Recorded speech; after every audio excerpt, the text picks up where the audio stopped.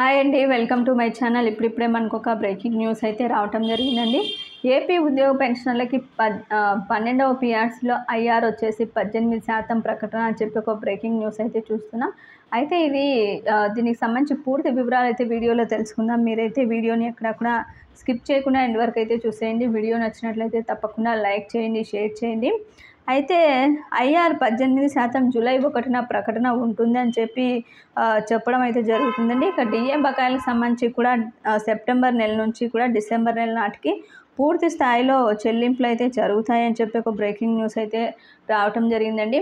దీనికి సంబంధించి పూర్తి వివరాలు మనకి తెలియాల్సి అయితే ఉంది. అయితే రేపు 22వ తేదీన ఏపీ క్యాబినెట్ భేటీ అయితే జరగబోతుంది. ఈ క్యాబినెట్ భేటీలో ఇంకా మనకి పూర్తి వివరాలు అయితే తెలుస్తాయని చెప్పుకోవచ్చు. కానీ అధికారుల నుంచి వచ్చిన వివరాల ప్రకారం అయితే 18% ఐఆర్ అయితే ఏపీ ప్రభుత్వం ప్రకటించబోతున్నట్టు సమాచారం అండి.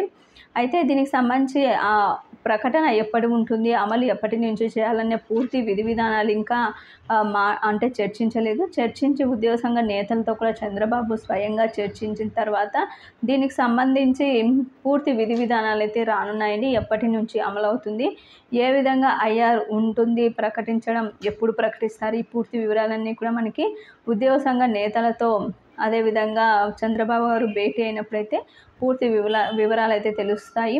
ఇది ఇప్పటి వరకు ఉన్నటువంటి లేటెస్ట్ అప్డేట్. మీకు వీడియో నచ్చినట్లయితే తప్పకుండా లైక్ చేయండి, షేర్ చేయండి. Thank you for watching.